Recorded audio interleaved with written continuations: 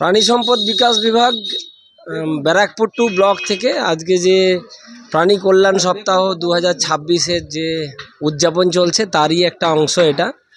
তো আমরা আজকে সকাল থেকে যে পথ কুকুর এবং বিড়ালদের অ্যান্টিরেবিস ভ্যাকসিনের ক্যাম্প চলছে জলাতঙ্ক নিরাময় করার জন্য এই উদ্দেশ্যে, এবং এটা প্রথম ভাগ এবং পরবর্তী ভাগে আমাদের এটা সেমিনার আছে এটারই 2টোর থেকে।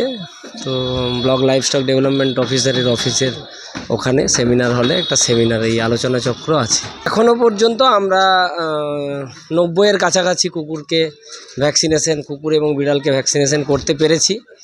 আমরা 100 টার্গেট নিয়ে নেমেছি। আশা করা যায় আমরা 100 অ্যানিম্যালকে ভ্যাকসিন 100 ছাড়িয়ে যাব। জনগণকে তো বিপুলভাবে আমরা পাশে পাচ্ছি, বিশেষ করে বেশ কিছু পশুপ্রেমী, বিশেষ করে ওই মিস্টার বিজয় সাউ, ওনার নাম না করলেই নয়, যিনি আমাদেরকে এই পুরো প্রোগ্রামটা সফল করতে বিশেষভাবে সাহায্য করেছেন।